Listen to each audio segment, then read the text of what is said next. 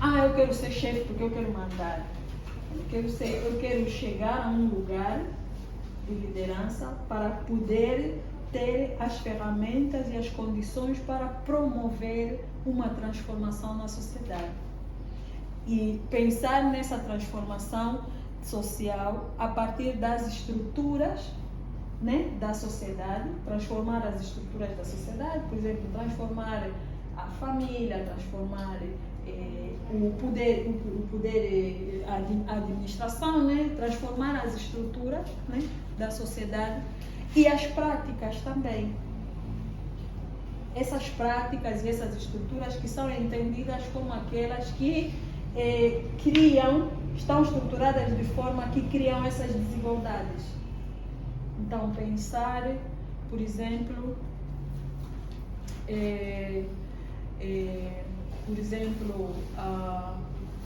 a necessidade de nós criarmos um lugar, centros infantis comunitários, para que, do mesmo jeito que a mulher que trabalha no banco tem onde deixar o seu filho quando ela vai trabalhar, a mulher do setor informal também possa deixar o seu filho num lugar seguro, onde ela não estará exposta a predadores sexuais, a predadores pedófilos, para que ela possa em paz realizar a sua atividade econômica. Né? Então, quando estamos a pensar um pouco nessas transformações sociais, estamos a pensar nessas coisas.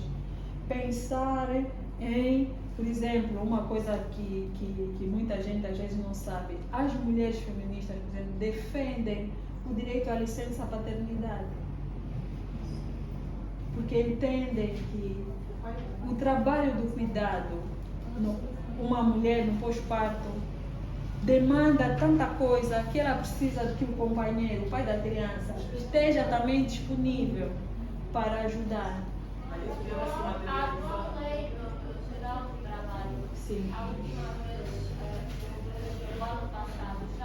Trazia essa proposta, assim, tá a ser analisada, mas sim, é uma proposta que, por exemplo, e não se fala, mas feminista odeia homem, então como é que já que odeia homem, então propõe né? Então, propor a licença de paternidade porque é uma questão de justiça, E os pais também, há muitos homens que querem criar o vínculo nos primeiros dias do nascimento da criança, mas só podem ficar fora um dia ou dois, enfim, essas questões. Promover essas transformações sociais, por exemplo, pensar como é que podemos garantir segurança para as meninas nas escolas, né? Ou como é que podemos garantir que as meninas na escola, durante o período da menstruação, não se sintam constrangidas de estar na escola porque estão menstruadas, né? Garantir casa de banho, né? Se tem uma casa de banho com água corrente, você não se preocupa, né? Você vai, sabes que eu quando vou ter a oportunidade de me levantar para ir verificar, estou suja, senão, mas quando não tem essas condições, você fica, é melhor não sair de casa hoje, porque senão, né? Não é isso? Então, e pensar essas coisas, parece uma coisa insignificante, mas a falta de casa de banho numa escola pública impacta diferente os rapazes e das raparigas. E aqui, novamente falando daquela questão das diferenças, isso aqui é reconhecer essas diferenças, mas não permitir que essas diferenças sejam um empecilho para que meninos e meninas igualmente possam ir para a escola. Ou pessoas com deficiência, por exemplo, pensar que por que nas nossas escolas não tem crianças cadeirantes? Se calhar é porque a escola não está construída de uma forma que possa recebê-las.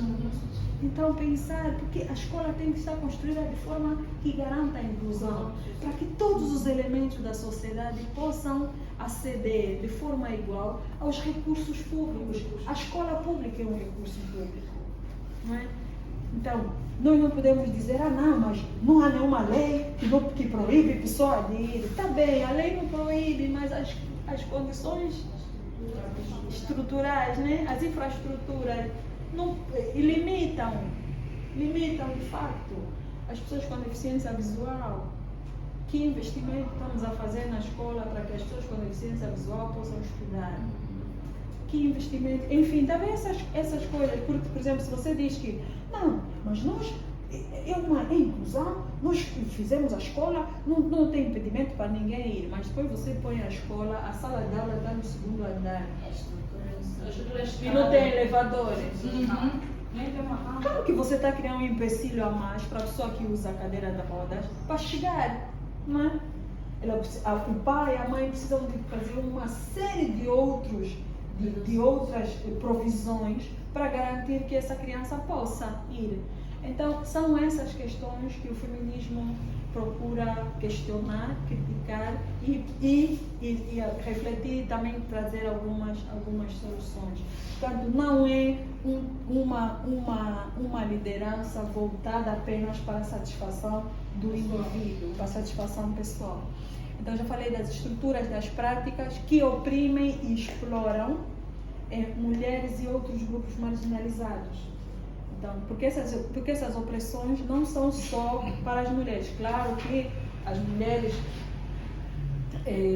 vão ser mais atacadas, mas há outros grupos, mulheres, pessoas, minorias sexuais, que são aquele grupo de pessoas que não são heteronormativas, que não se relacionam homem-mulher, mas que têm outras orientações sexuais.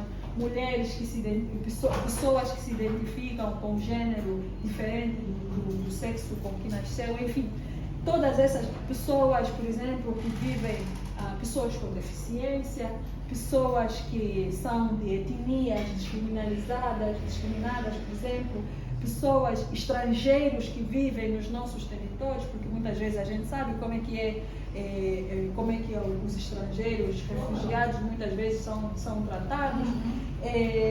Enfim, grupos minoritários, enfim, o feminismo procura, essa liderança feminista, essa liderança que vai procurar transformar essas estruturas, essas práticas que oprimem e exploram esses grupos, que é essa exploração baseada no gênero ou em outros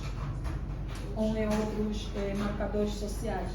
Então, a liderança feminista é uma liderança que procura inspirar nos outros algo além do ganho pessoal, muito além do ganho pessoal. E aí poderíamos, ao exercitar essa liderança, poderíamos, por exemplo, responder àquela questão que vocês estavam a levantar, das mulheres que chegam nos lugares e depois chegam lá, se acomodam, conseguem resolver os seus próprios problemas e esquecem das outras.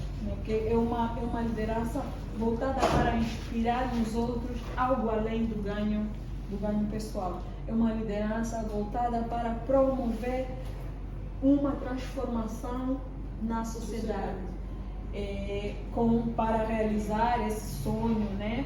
Que muitas pessoas podem entender como sendo um sonho utópico, né, de criar um mundo onde homens, mulheres, onde não existam hierarquias, né, sejam elas baseadas no gênero, na classe, na etnia, na raça ou numa outra forma que possa existir. Sim. Sim. Ainda nesta cena da mulher que numa primeira fase é vista como uma líder, depois quando atinge um certo nível, né, ou lhe é dado um cargo, Sim. ela aí passa a ser ofuscada, digamos assim, Sim. pelo que fazia, não é? Já não tem a mesma visibilidade que agora que tem, está numa posição que até pode transformar. Eu noto que no nosso contexto há muito que se discutir quanto a isso. Sim. Eu não acredito muito que a mulher chega ali e se acomoda porque já há condições para satisfazer os seus intentos. Mas sim, ela fica limitada. Porque aqui tudo por nada tem que sair com a anuência do líder. Eu em tempo estava a ver uma reportagem, era uma das governadoras de uma das províncias.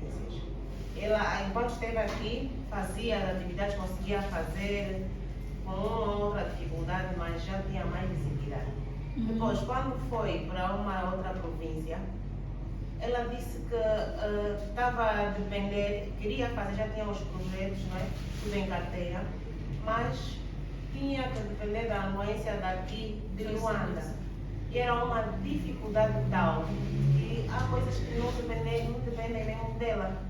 É tudo, tem que sair daqui, tem tudo com anuência. Infelizmente isso às vezes coloca-nos numa posição de que estamos acomodados, já conseguimos o cargo que queríamos e agora não estamos a E a fazer. importância dessa visão de transformar a estrutura, porque o problema é a estrutura. Nós, por exemplo, aqui em Angola, como estamos, não podemos mentir. Enquanto a estrutura política podemos fazer pouco avanço. Se o administrador não é eleito, por mais que seja uma pessoa muito boa, que vocês conhecem, que vocês sabem, ele não vai conseguir fazer, porque não tem a autonomia necessária para fazer, enquanto depender da estrutura central. Então, por isso é que tem que transformar a estrutura. Não pode ser uma coisa cosmética.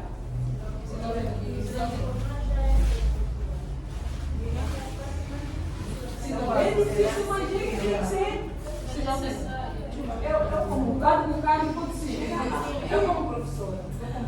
Mas só para não perder essa fase, essa parte. O bocado que eu chegar lá, mas é essencial que tenhamos essa compreensão de que se não mudarmos a estrutura, não conseguiremos fazer transformações significativas. Vamos sempre depender da benevolência. Então, ficar fulano mesmo, as coisas funcionavam, não sei o quê. Mas às vezes só fulano as coisas só funcionavam, porque ele era amigo do chefe. Tinha acesso direito, ia ligar para o que ela reclamava da situação. Mas não pode ser assim. É como, por exemplo, essa coisa de tratar os documentos. Quem tem amigo que trabalha lá, ou parente que trabalha lá, não reclama e demora. Mas a maioria das pessoas reclama e demora, e reclama porque demora. Por quê? Porque a forma como ele está estruturado o sistema, tudo vão para um centro, e o centro que desbloqueia por ele. E quando for assim, vamos sempre ter esses problemas. Eu como professora, eu digo sempre, as lideranças devem ser feitas, por exemplo, aqui, na nossa. A transformação social que a nossa Ana Joaquina disse, tem que começar na base. Tudo tem que começar na base. Eu trabalho numa província em que o nível de seroprevalência na nossa juventude é alto. E a última estatística do Instituto Nacional de Muita falou da prevalência dos 15 a 25 anos, ou seja, é na base. Mas a transformação social tem que começar na base. Por exemplo, eu falo com um pedagogo, um professor. Eu na sala de aula, o que eu faço? Antes de colocar aquilo que é a aula de hoje ou o nosso tema, eu toco em questões sociais. Por exemplo, como é que podemos criar uma transformação social a partir da nossa sociedade, da nossa juventude? Começar por a fulana. Vocês são meninas. Quando, por exemplo, notarem que vossos direitos estão a ser violados aqui na escola, você tem que começar já a contestar. E eu toquei naquilo que é muito pertinente, que eu sempre debati na escola, era sobre a questão dos quatro bancos das escolas. Eu já estou numa sala 7, quem pensa isso bem? Aquela sala 7, nessas alturas, você não consegue dar aulas. Porque o cheiro nauseabundo que sai do quarto de banho chega até a sala. E a culpa de quê? É das meninas. Várias meninas que vão para lá saem com certas infecções urinárias por causa daquele estado do quarto de banho. E eu digo sempre, vocês devem aprender, eu falo sempre para os meus estudantes, aprendam a defender-se e a contestar certas coisas. Não é só os vossos direitos, não tem que fazer isso, mas também tem que exigir os vossos direitos. É ali que eu chamo a atenção. A transformação deve começar nas nossas casas, com as nossas filhas. Falamos disso ontem, a liderança. Filho, eu tenho uma filha de 19 anos, eu falo, filha, não, sim. Não. Aprender a dizer não, aprender a dizer sim é essencial. Quando não está na rua, pessoa, quando está, por exemplo, tem um vizinho que está te chamando para te pegar no seio, tem que aprender a contestar. Quando você notar, por exemplo, que os direitos são violados nos táxis, não sei o que, tem que aprender a contestar. Se você começar a colocar esse elemento na base, as crianças vão começar a crescer já com um outro pensamento. Tanto que, na véspera das eleições, o meu diretor chamou a atenção. Rosa, pessoal, tu não podes dizer aos estudantes onde votar. Eu disse, não, diretor. Também o diretor não pode exigir que os estudantes tenham que abandonar a sala de aula para ir num programa do MPLA. Eu não concordo, porque se assim fosse, ajuda, sim. É por isso, eu digo sempre, por isso na minha escola há sempre um choque. O meu diretor disse muito que a nossa mana é indicada através do capo do partido. Ele é que indica, vai ser um diretor da escola. Sim, as escolas são assim. Todos os diretores das escolas do país, todas as escolas mesmo, mas todas as escolas públicas do país, todos os diretores são indicados a partir do cargo. E na vez que eles são mais exaltinas, tu não pode indicar onde votar. Claro, o diretor não tem o direito de ter aqui os alunos para ir numa visita do presidente da República. Se o diretor traz aqui os homens da JMPLA, também vou pedir os homens da ajuda para dizer que são os elementos. Então, assim, é que os meninos ficaram tão motivados que no momento de voto, professora Rosa, olha, votamos não, no 3, professora Rosa, porque se essa transformação, eu digo que nós, a partir de casa, na rua, nos autocarros, nas famílias, devemos mesmo colocar, sobretudo, nessa camada, na base. Porque a grande revolução começa ali. É verdade, isso é muito importante. Mas há uma coisa que nós não podemos esquecer. E muito mais importante ainda, eu quero dizer, principalmente porque estás a falar do contexto da escola. Mas nós temos que ter atenção que nem todas as pessoas estão. Não, nem toda pai e toda mãe tem conhecimento do que é direito, do que é dever. Primeiro, não tem conhecimento, não tem direito. Não tem conhecimento, não sabe. Há muitas mães analfabetas, sim, os pais analfabetos. Nem que um pai que não sabe ler, não sabe escrever, pode explicar ao filho o que é um direito e um dever. As sociedades que se constituem como sociedades mais próximas de atingir esse ideal de igualdade, houve um investimento sério na educação.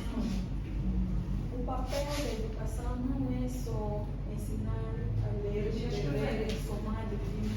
A educação tem também o dever de formar homens e mulheres íntegros. Por isso é que os Estados se comprometem, quando assinam tratados, a apostar na educação 20% de direitos humanos, educação para a cidadania. Isso é muito importante. Nós sim podemos fazer o trabalho com nossos filhos em casa, tudo isso, com nossos jovens, mas há uma responsabilidade do Estado para fazer esse tipo. Por exemplo, vocês imaginem se o Estado tivesse interesse em reduzir, pelo menos reduzir, vamos já falar de acabar com o índice de violência vamos já falar vamos falar de violência contra a criança. Eu não sei se vocês ouvem rádio assim com frequência, eu ouço muita rádio. E há uma rádio que tem um programa onde quase todos os dias fazem uma atualização com o Instituto Nacional da Criança sobre casos de violência. É assustador, os números são assustadores. E no topo da violência sexual. Imagina se o Estado se comprometesse em fazer uma campanha de sensibilização, usando a televisão, a rádio, do mesmo jeito que se promove bebida, festas, raves. Imagina se promovesse isso. Imagina se as nossas crianças na escola pudessem aprender que o seu corpo é privado, que há parte do corpo que ninguém pode tocar.